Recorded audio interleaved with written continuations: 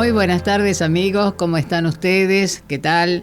Bien, desde todos los puntos cardinales venimos y traemos a los hacedores culturales de distintas disciplinas artísticas, y ahora con la ausencia de todos ellos porque se tomaron las vacaciones anticipadas, hasta los amores se fueron, así que hoy vamos a rescatar alguna poesía perdida, algún párrafo de alguno de los libros que he traído. Pero antes que todo, saludar al grupo del Verso Perdido y a Vilma, que muy gentilmente compartió hoy un poema de Rilke que quiero leerles, que dice así: temo mucho la palabra de los hombres. Temo mucho la palabra de los hombres. Lo dicen tan claro. Esto significa perro y aquella casa. Y aquí está el principio y allá el final. Me asusta también su sentido, su juego con el escarnio. Ellos lo saben todo, lo que fue y lo que será. Ya ninguna montaña es sorprendente. Su jardín y su bien lindan con Dios. Siempre quiero advertirles y oponérmeles. Alejaos. Me gustaría oír el canto de las cosas. Vosotros las tocáis y quedan mudas e inmóviles. Vosotros me las asesináis. Rainer Maria Rilke, una gran poeta de hace mucho tiempo y que es bueno releerla de vez en cuando. Y ahora quería comentarles algo de este libro de Gelma Higuera. Ella es de Bogotá, Colombia. La conocí el año pasado en un encuentro en Chaco, Fontana, Resistencia y la isla del Cerrito de la provincia del Chaco. Y trajo sus obras pictóricas y también un trabajo antológico que en base a los dolores y las resiliencias del ser humano, trabajado con el poder del arte, que el arte sana. Y entre todos esos temas, ella desarrolló varios. El título del libro dice Resiliencia entre líneas en perspectiva del desarrollo humano. Y en el prólogo dice lo siguiente, que cada carta contenida en estas páginas es un testimonio de lucha y dolor, y lo más importante, de inquebrantable resiliencia. Después, volver la mirada hacia el cuerpo desde las artes es un reto posible, mediante talleres literarios, cartografías corpóreas, la genealogía, la biodanza, el arte, terapia, y que logra resignificar, deconstruir y dar un nuevo lenguaje poético ante tanto dolor que han soportado los que vivieron esas cuestiones. Y se analizó entre esos talleres la historia de Emma Reyes en su libro Memorias por correspondencia, en un escrito autobiográfico, una de las referentes, artista plástica colombiana que nació en Bogotá, Emma Reyes. Y ese libro fue publicado después de su fallecimiento en el 2012. Estas cartas, ese libro fue resignificado y publicado a raíz de esas cartas que ella tuvo, que le enviaba a su amigo Germán Arciniegas. Pero quería leerles algo sobre algunos de los trabajos de los talleristas que incursionaron en este atelier que hizo Gelma Higuera allá en Bogotá, Colombia. Una de ellas dice: carta para mi princesa Sarita, Bogotá, 5 de diciembre del 2023. Querida Sarita, reciba un cordial saludo, hija. Tú sabes todo lo que significas para mí. Deseo con todo mi corazón poder tenerte de nuevo entre mis brazos. Mi nieta hermosa, eres ese regalo que toda abuelita sueña. Eres el motor de mi vida. Solo le pido a Dios que me saque con bien de esta cirugía que me van a hacer para poder ir a Estados Unidos a verte. No sabes la falta que me haces. Te extraño tanto, mi Sarita, te amo un montón y quisiera estar contigo, como siempre, tu abuelita con amor. Y en otro trabajo que dice Madre hermosa, Bogotá, 5 de diciembre de 2023. Obviamente los autores firman con seudónimo o con nombres que no con nombre y apellido, ¿no? Dice: le doy gracias a Dios porque me dio una madre espectacular. Desde muy pequeña me enseñó a lavar mi ropa, me enseñó a ahorrar siempre, que guardara para el mañana. Me enseñó a cocinar, a trabajar, a ser responsable, y en esos momentos terribles que yo pasaba siempre estaba allá para ayudarme ella. Recuerdo en uno de mis cumpleaños ella me vistió y yo estaba muy enferma. Me llevó a la droguería, me hizo aplicar una inyección, me llevó al apartamento, me acostó y se puso a hacerle la comida al hombre con quien vivía para que no tuviera problema. Cuando se fue, se aseguró que la bebé hubiese comido y dormido. Me dio la bendición y se fue. Al otro día me desperté como nueva y agradecida con mi madre hermosa. Me apoyó miles de veces y esta es una de las tantas. Por eso, aunque mi madre ya no está, ya está en el cielo, me siento muy agradecida por su apoyo. Como verán, la narrativa son de principiantes, de gente que trata de canalizar todas las vivencias que han pasado. Hay algunas de violación, que han sufrido violación, y transmutan en los escritos esa vivencia. Por ejemplo, Abuso en mi inocencia. Una epístola de Bogotá, 28 de noviembre del 2023. Recuerdo, dice, una vez que iba para el colegio, el bus iba demasiado lleno, tanto que no podía proteger mi maleta, que era una mochila y no tenía cremallera. Entonces, para protegerla, la tapé con la mano para no incomodar a la gente. En ese momento pasó un señor morboso, me colocó algo en la mano y no hice nada porque era demasiado tímida. Entonces lo único que hice fue retirar mi mano y me dio tanto asco que duré como 4 días sin comer con esa mano. Era algo como muy feo. Me acuerdo como si fuera ayer. Y la ingenuidad de ayer. Me acuerdo, en mis 16 años de vida tuve un novio. Se llamaba Melcíades. Él tenía 24 años. Fue algo muy bonito hasta cierto tiempo y se fue volviendo tóxico hasta el punto que un día no quise seguir con él y pensé en acabar con esa relación. A él no le gustó, entonces iba para mi trabajo, me quitó mi bolso donde llevaba mis cosméticos, yo trabajaba en el almacén como cajera. Me exigía mi presentación personal. Así duré como 20 días hasta que llamaron la atención. De ingenua me fui a la casa, me quedaba a unas pocas cuadras. Me golpearon, me abrieron, entré sin pensar. Golpeé la puerta del cuarto y él, me agarró la mano, trancó la puerta de una forma que no pude abrir la puerta de ninguna manera. Ya iba en chanclas y el vestido de entrecasa era abierto. Adelante, llegué y peleamos, me jaleó, rompió el vestido y pasó lo que tenía que pasar. Esas son las cuestiones que trata este libro de resiliencia del taller que hizo Gelma Higuera Alvarado.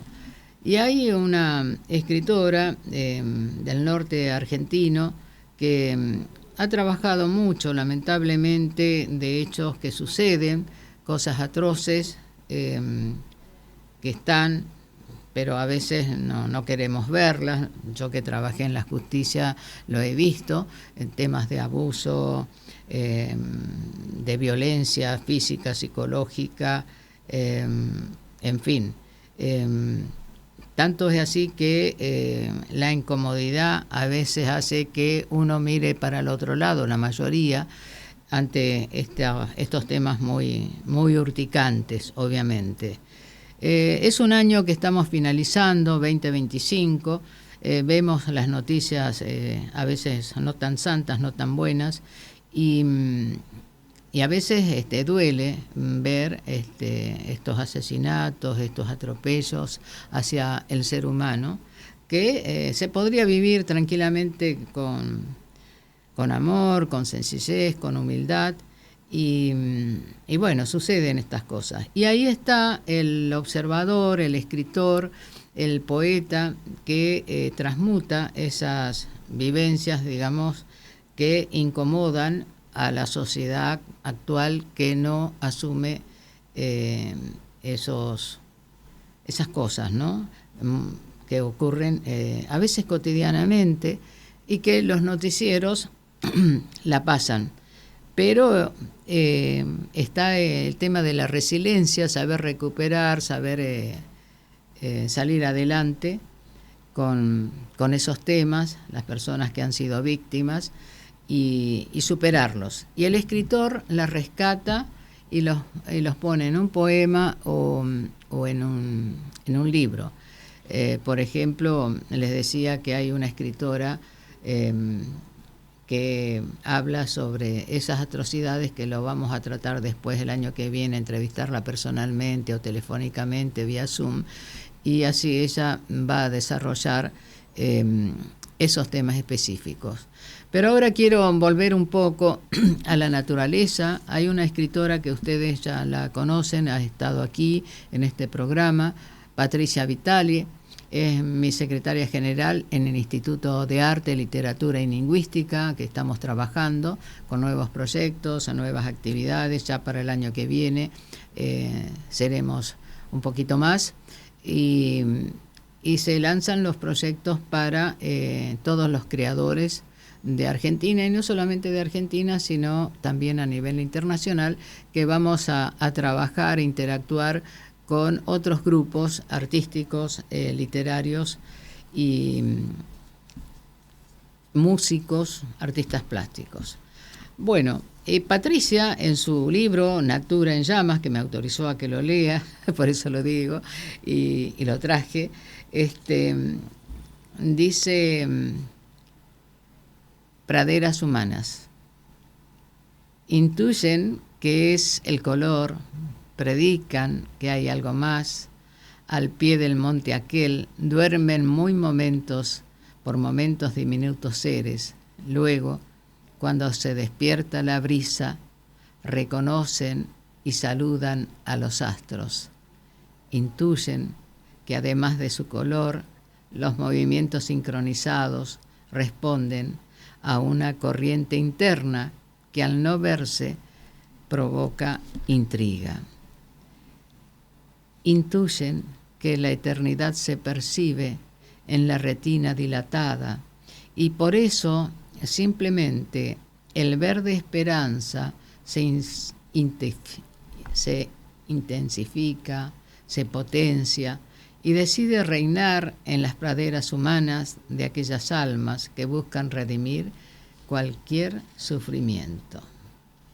Y bueno, tiene frases también como que se despierta la brisa y por eso el verde esperanza decide reinar en las praderas humanas.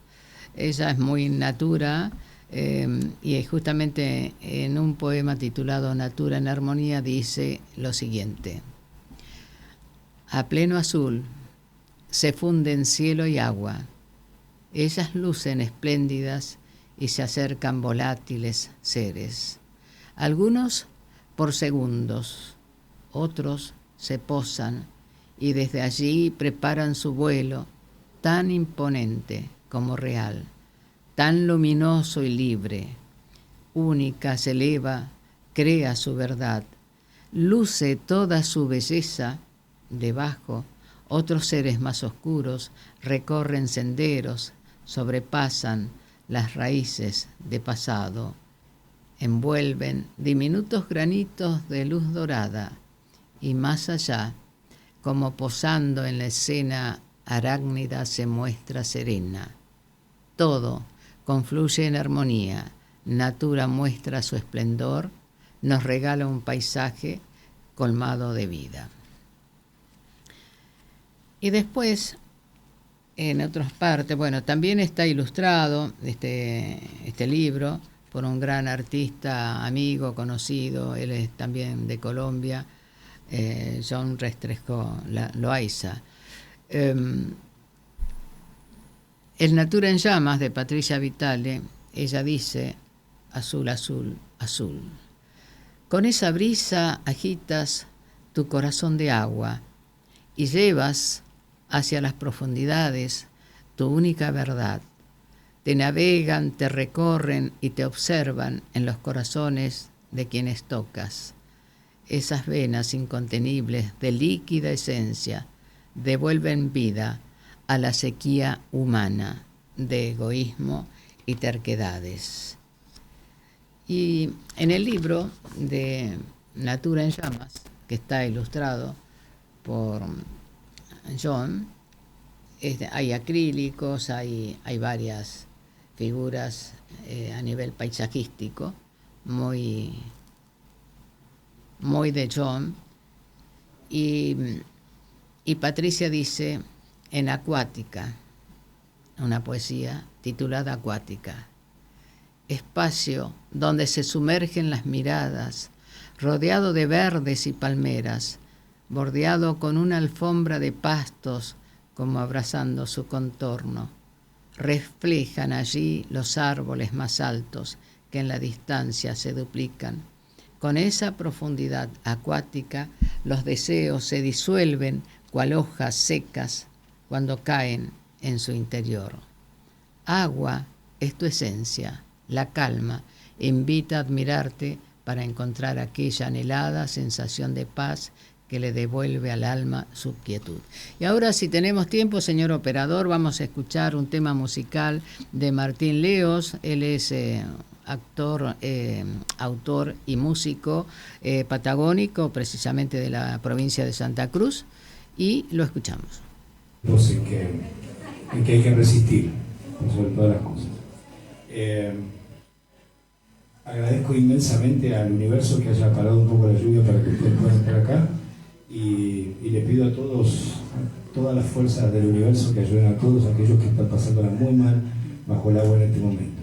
Así que, como no soy bombero y soy músico, creo que nosotros también tenemos que poner nuestra parte, haciendo que esta resistencia esté llena de amor, de solidaridad, que es lo que nos caracteriza como pueblo argentino. Así que muchas gracias. En nombre de la casa quiero presentar a un artista que me presentó un gran amigo, que no lo voy a nombrar, pero mentira, lo voy a nombrar. El día que me llamó el Guaja y me dijo: le abrís un hueco en tu casa a un gran amigo, dije: los amigos de mis amigos son mis amigos. Así que quiero darle la bienvenida a Martín Leos.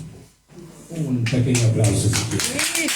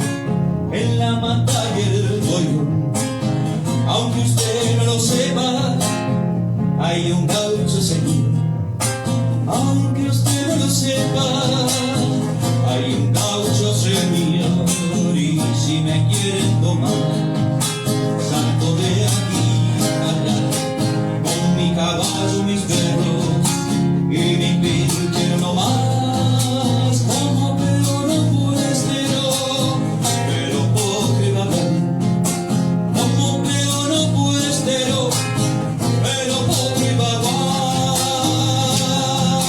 ¡Ay, no más!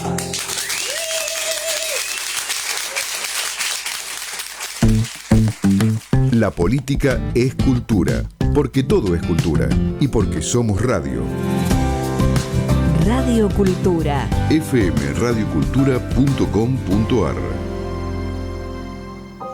Il m'a été demandé de vous trouver une affectation. La campiña francesa en 1889. Una maestra llega para implementar la educación gratuita y obligatoria en ese ambiente rural. No será fácil. Los campesinos la ven con desconfianza. Y Louise Violet tiene un objetivo central: abrir la primera escuela. Eso cambiará la vida de los niños para siempre. Premio a la mejor actriz y al mejor actor. Festival Internacional de Cine de Barcelona. Dijo Sortir a París. El corazón de la película reside sin duda en la interpretación de Alexandra Lamy, notablemente convincente y llena de matices. Dijo Cine Premier. Con una gran protagonista y mensajes vigentes, esta producción francesa es ideal para reflexionar sobre la educación y sus retos. Luego de clásicos del cine francés como Todo comienza hoy, de Bertrand Tavernier, Los coristas de Christophe Barratier y Entre los muros, de Laurent Cantet, llega la nueva película de maestros y una enseñanza de vida. Madame Violet, un film de Éric Besnard. CDI Films se enorgullece en presentar la gran película contemporánea sobre la educación y la cultura, Madame Violet, un film de Éric Besnard. Sensacional estreno, jueves 18 de diciembre, solo en cines. CDI Films presenta en la Argentina la película que conmovió a España. País Vasco. Una agente de policía se infiltra en la poderosa organización ETA con el objetivo de desarticular el comando Donosti. ¿Podrá mantener su identidad secreta y sobrevivir al peligro que la rodea? Premio Goya a la mejor actriz. Premios Platino a la mejor película, mejor director, mejor guión, mejor actriz y mejor actor. Carolina Juste y Luis Tosar protagonizan el thriller que mantuvo en vilo a toda España. Carolina Juste es Aranzazu Berradre Marín. Carolina Juste es La Infiltrada, un film de Arantxa Echevarría. La Infiltrada, dijo el diario El Mundo, tan arriesgada como brillante. La Infiltrada, sensacional estreno, jueves 27 de noviembre, solo en cines.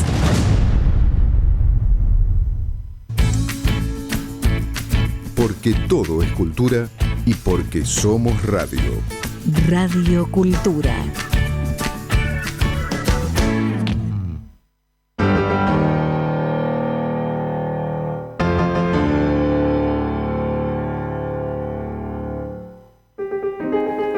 Bien, hemos escuchado antes de la tanda al cantautor Martín Leos, músico patagónico, precisamente de Santa Cruz. Y hablando de Santa Cruz, yo traje mi libro Santa Cruz en Llamas, de mi autoría, la 4ª edición agotada. No me piden más, pero no quiero editar otros nuevos libros. Si Dios quiere, voy a ver si concreto otro libro de poemas, que ya está terminado, pero hay que pulirlo un poco y mandarlo a la editorial. Y justamente hablando de temas de Patagonia, a mí me sirvió mucho trabajar en la justicia y acudir a algunos expedientes penales, civiles, archivados. Y de este hecho, por ejemplo, ocurrió en el puesto Cañadón Grande de la estancia Cóndor de Patagonia Sheep Farming Company Limitada, ubicada en el lote 235, zona sur del río Santa Cruz, en 1966. En base a ese hecho real, yo hice este relato que se titula La Tropilla. Y dice así: ese día, el puestero decidió ir a la tarde a buscar la tropilla para cambiar de caballo y realizar a la mañana siguiente su trabajo de rutina. Recorrió el potrero en que pasían los caballos, pero no los pudo encontrar. Solo vio una tranquera abierta que daba sobre un campo donde la estancia tenía caballos silleros de reserva y supuso que allí podrían haber ido. El peón avisó por teléfono y el capataz de la estancia, el Águila de Patagonia Farming Company Limitada, y pidió que le facilitara un hombre para el otro día y así juntar todos los equinos existentes y verificar si estaban mezclados a otra tropilla. A la mañana siguiente fueron comisionados los campañistas del establecimiento para realizar la tarea. Todos los caballos de reserva estaban juntos, pero no había ninguno de la tropilla del puesto. Recién a la tarde comprobaron que fueron robados. Al otro día, el jefe del destacamento acompañó al capataz para recorrer los límites y rastros en los campos adyacentes. Cuando llegaron a una tranquera colorada, vieron que a pesar de estar cerrada, se veía que habían pasado equinos en una cantidad aproximada entre los 12 y 15. La rastrillada era visible. La siguieron y llegaron al límite con la República de Chile. Los animales habían pasado obligadamente la frontera por un corte que los ladrones habían efectuado en los alambres de 4 hilos cerca del puesto Cañadón Terrible, en la zona sur del río Santa Cruz. Al constatar el hecho, siguieron hasta el retén de carabineros que estaba en las inmediaciones de Monte Aymon para ver si podían obtener algunos datos. Los campañistas recorrieron nuevamente la zona y observaron claramente que el rastro penetraba en el campo grande de otra estancia fronteriza. La rastrillada era cada vez más notable por los cortes superiores de pasto crecido en ese lugar, y las hendiduras que dejaban los caballos en el terreno era bien clara. Las 7 hebras que formaban el tendido del alambre fronterizo estaban cortadas.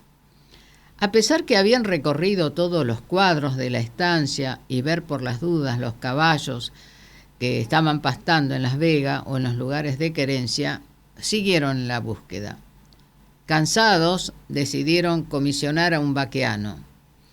El administrador de la estancia le entregó el caballo que tenía de guardiero, pagándole una parte con provisiones especiales y el resto en efectivo.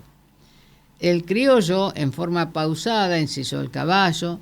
Primero le puso el bozal con el cabestro, el freno, el pelero, luego el mandil, la corona, los bastos, la encimera, el pellón, el sobrepuesto de carpincho. Ajustó bien el pegual, colocó el pretal y puso en su muñeca una antigua guacha ancha, recuerdo de un amigo. Una vez listo, salió acompañado por su perro Hatcher.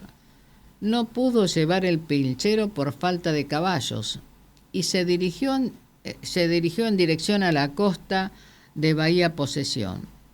Tenía una pista de los cuatreros que trabajaban con otros pisos del frigorífico de Punta Arenas. Después de andar muchísimo, dio con una parte de la tropilla robada. Allí estaban la yegua mora, el caballo zaino, pinta en la frente, el colorado, el oscuro, el blanco y el zaino lobuno. Los demás ya iban camino a los embutidos. Después de batirse a tiros y a facón con 5 maleantes, pudo regresar con algunos caballos para el lado argentino. Ya estaba casi cerca de la estancia. La pequeña tropa no le había dado mucho trabajo. Solo faltaba casi una legua para llegar. De pronto, detrás de unos cerros, se le aparecieron 2 jinetes con rifles en las manos.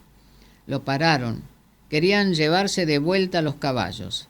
El vaqueano fue tirador, un buen tirador, con una velocidad increíble desenfundó su revólver y les hizo saltar las armas de las manos.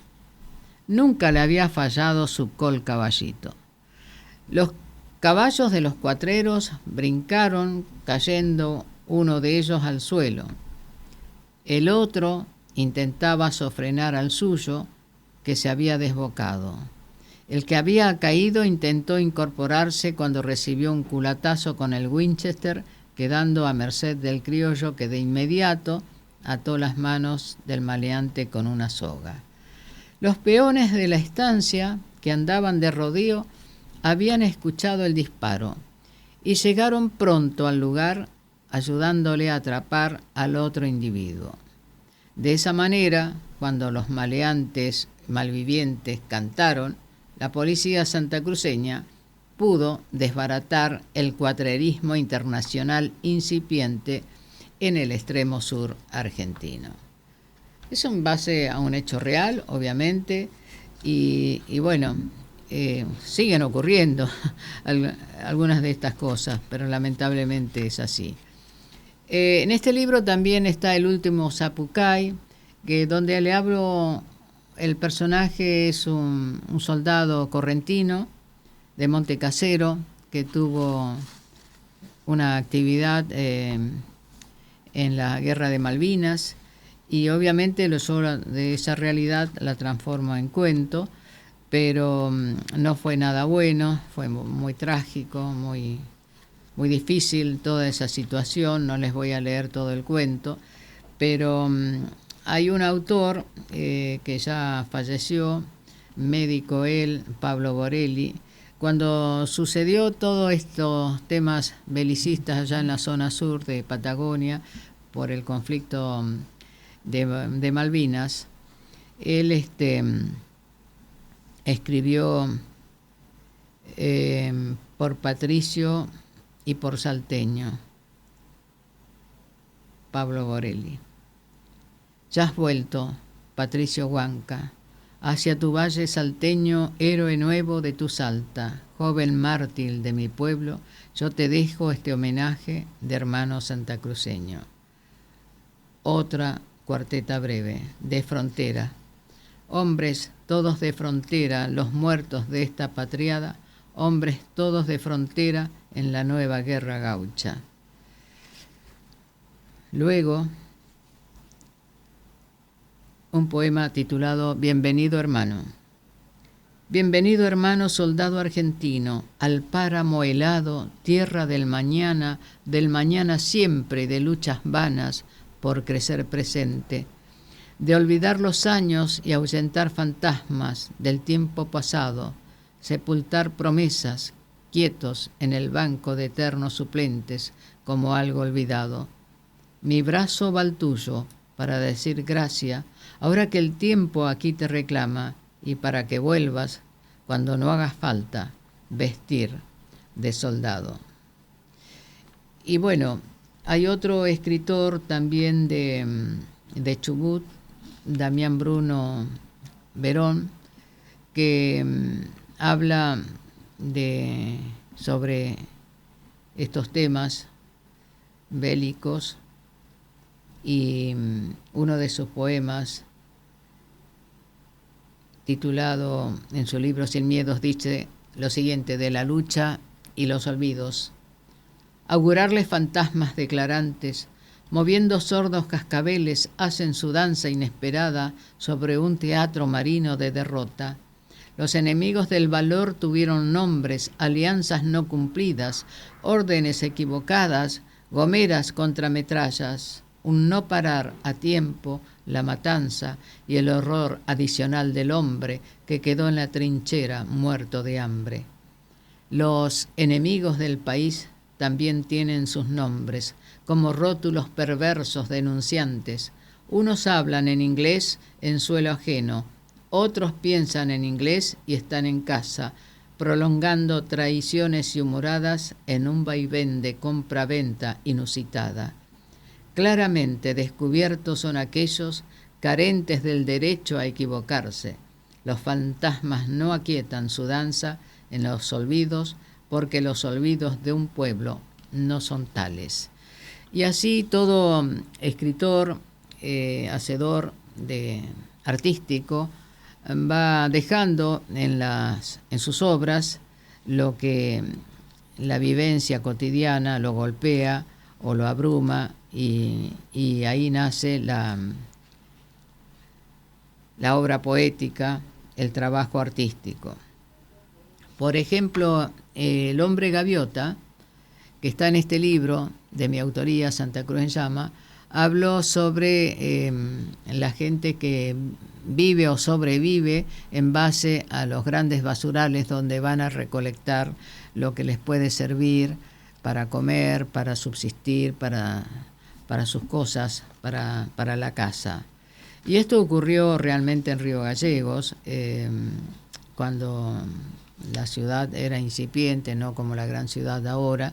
El basural estaba ahí cerca del pueblo, de la ciudad, y los aledaños iban y iban a rescatar algunas cosas que le podían servir de lo que el frigorífico tiraba, digamos,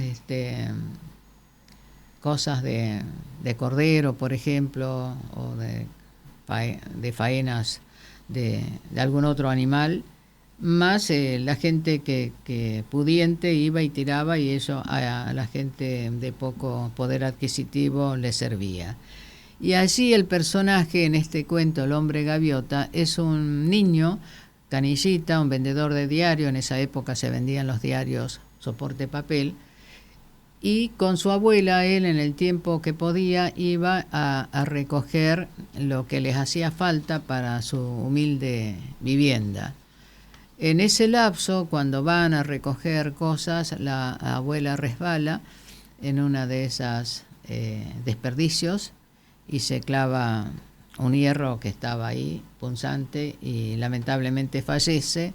Él queda huérfano, y porque la madre era prostituta, el padre estaba preso, y queda realmente en manos de un gran empresario de allá de la zona, y lo orienta, lo saca adelante.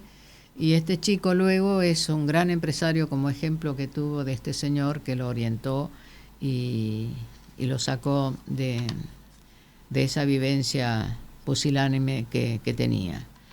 Siempre he escrito en base a hechos reales, algunos ayornados como toda poeta, que le ponemos un poco de pimienta y sal y algo de azúcar. Pero ahí está.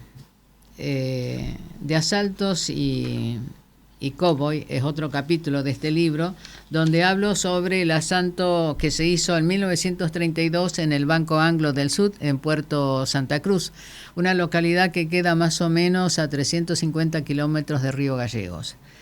Y allí obviamente me basé en los testimonios vivientes, en la investigación archivística que accedía al juzgado federal, al provincial, en Capital Federal, y algunos testimonios que vivían todavía. El asalto fue en el Banco Anglo Sudamericano. Y yo obviamente no puse los nombres reales de los asesinos, puse nombres ficticios, porque la familia descendiente de esos asesinos todavía viven en el pueblo. Así que cuando presenté mi libro yo no tuve ningún problema. Sin embargo, cuando otro autor, Horacio Lafuente, que relata sobre este mismo hecho ocurrido allá en la provincia de Santa Cruz, en Puerto Santa Cruz, sobre ese asalto en Banco Anglo, él pone nombre y apellido, y bueno, lo sacaron a piedrazo, obviamente no lo querían correr. Porque es así, cuando uno va a escribir sobre un hecho real, histórico, hay que respetar ciertas cosas, ciertas normas, y después de los 50 años hacerlo, ¿sí? Y bueno, si vas a hacer algo de historia fidedigna, sí, ya es otro tema, pero cuando vas a escribir literariamente, hay que ayornarlo, como decimos todos los escritores. Así que también está en este libro Santa Cruz en Llamas. Por eso Muchos pensaban que en esa época estaba como gobernador Néstor Carlos Kirchner, ahí en la provincia, cuando yo lancé este libro, y pensaba que yo iba a destapar la olla hablando de temas de petróleo, del carbón, del río Turbio, bueno, todas esas cuestiones, y de los hielos continentales. Pero hablé de cosas cotidianas, simples, que ocurren en cualquier lugar, en cualquier zona. Por ejemplo, casos como también fantásticos, la ciudad del ocaso. Dice así: volaba despacio, la tarde era hermosa, cálida, casi sin viento. A veces el sol me enceguecía cuando miraba de frente al poniente. A medida que las horas iban pasando, el paisaje cambiaba poco a poco, casi rítmicamente al compás del minutero. Las casuchas de lata daban mal aspecto a la ciudad cuando se encontraban sumergidas por las nubes y volvíanse de bronce y oro bajo los rayos del sol. Ese día subí más de lo que podía volar habitualmente. Creí que el vértigo por la altura me hacía ver visiones. Podía mirar desde allí la misma ciudad ya no opaca, triste. Como arte de magia se había transformado en algo maravilloso, todo refulgente, resplandeciente, los techos de plata, las paredes, ventanas, puertas, todas de cristal. Todo era un haz de luz y color. Había una transparencia palpable. Creí cruzar una dimensión desconocida. Bajé un poco más para percatarme del fenómeno. No estaba soñando, era realidad, la misma ciudad. Planeé un poco y me dejé llevar por el viento que empezaba a soplar cada vez más fuerte. Me reuní con el grupo en el banco de arena. Los mejillones estaban frescos y tiernos. La marea se arrastraba rumbo al mar. Lentamente la tarde se iba desvaneciendo. El ocaso era un marco imponente de nubes bruñidas en color oro. Era el estallido del horizonte. Algo celestial se colaba en el prisma cromático. Las abutardas, gaviotas y demás aves iniciaban el ritual bullicioso, voraz y fugaz del atardecer, que poco a poco se iban transformando en un himno de silencio y quietud. Sola, en la playa, extendida largo a largo sobre una canoa, una muchacha parecía meditar. Me acerqué a ella. Casi podía escuchar su respiración. Tenía los ojos cerrados y escuchaba una melodía lejana. Callé mi mente, mi silencio. Escuché. Las notas musicales parecían las 1000 sinfonías del País de las Maravillas y se filtraban por los cientos de tubos alineados en la costanera. Erectos, estoicos, ante el frío, dejaban al viento penetrar en sus orificios para que éste rítmicamente, en formas cadentes, digite sus dedos invisibles y sople con su boca morada la boquilla fina. A veces eran melodías lejanas o cánticos tehuelches que se perdían en cada eco de acero. A veces, como rodar de hojas secas en la acera o un murmullo de lluvia en los techos. Al principio no sabía de dónde provenía la música. Luego lo supe. Era a través de esos tubos que pronto tal vez ya no tendrán esos agujeros libres porque por ellos atravesarán venas de corriente eléctrica para estallar en sus extremos con lámparas lumínicas. Pero, hasta que llegue ese momento, seguirán siendo instrumentos de ritmos etéreos y telúricos ante el soplar del viento sur para delicia de los transeúntes con espíritus de nautas, o aquellos amantes recostados en la baranda, mirado en lontananza el abrazo y fusión del mar en la ría de Río Gallegos. Pasó el tiempo, cosa insólita. Cuando volví a planear sobre la costanera, vi que habían conectado los cables y los focos de luz. El viento siguió brindando su melodía a nuestra comunidad de gaviotas y a ese solitario que siempre viene a meditar sus penas, buceando sus pensamientos en el agua para encontrar su amor perdido. Muy atento el señor operador. Y acá hay otro poema que dice, va de retro, what va this? Amigos, busquemos la luz en caminos de tinieblas. ¿Qué pasará el día que los pájaros dejen de cantar? ¿Cómo serán nuestras mañanas si todo se vuelve oscuridad? Juntemos todas nuestras oraciones, deseemos que el amor de Cristo, la sangre y luz de su corazón, nos ilumine en un devenir majestuoso con aromas de brisa, sal y árboles, de césped nuevo y olor a rocío, con tanta tierra, tanta pampa de soledad sola. Y después el filósofo, otro breve relato que está realizado en base al recuerdo de las luchas universitarias década del 70 en Corrientes y Resistencia.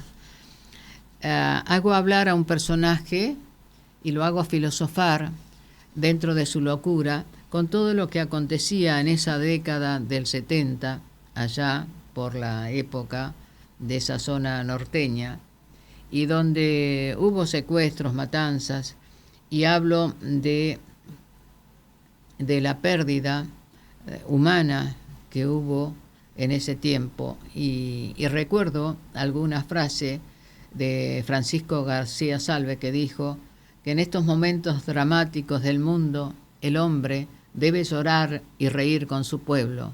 Hay que dejar el ramo de azucenas y meterse en el fango hasta la cintura para ayudar a los que buscan las azucenas. ¿Qué importa que te manches de fango si ayudas a tus hermanos? Solo hay una auténtica verdad y es la de Moisés, caudillo de Israel, o la de Pablo, apóstol de los gentiles. Los dos dijeron con fiebre y sangre en los ojos: prefiero condenarme con todos que salvarme solo. Y así estaban en ese coloquio cuando el personaje, que lo hago ficcionar, obviamente, ve caer a un compañero universitario bajo las balas de los policías que estaban arreciando ahí contra la manifestación estudiantil universitaria de esa época. Después le hago recordar algunas frases del Martín Fierro, como dice: y apenas la madrugada empezaba a colorear, era cosa de largarse cada cual a trabajar. Aquello no era trabajo, más bien era una función. Es decir, que el ciudadano común, normal, digamos, que trabaja, va y viene, para él el trabajo no es trabajo, más bien es una tarea muy grata porque lleva el pan a su casa. Después le hago como recordar algo de lo que estaba como un juego, ¿no? Y que dice, el juego para calentar debe ir siempre desde abajo, y esto está muy calentito en el puente de Aviñón, todos bailan, todos roban, hacen así. Eso a mí no me gusta. Yo los meto a todos en el globo de la inflación y que se vayan a reventar en la casa de los indios. Los indios estaban cabreros, los indios estaban cabreros. Y así el personaje transcurre y finaliza recordando la gran matanza de Margarita Belén sobre esos presos políticos, que eso ocurrió también allí, yendo hacia Las Palmas, que sacaron a los presos que estaban allí en la U7 y supuestamente lo llevaban con destino a Las Palmas, y a la altura de Margarita Belén lo acribillan y lo matan. Así que esos son recuerdos de esas luchas universitarias que a través de personajes ficticios hago recordar los hechos sucedidos. Y esto viene como para... hay muchas cosas más, pero antes de finalizar el programa, quiero leerles algo, una creencia que lo escribí cuando estaba en terapia intensiva en 1994.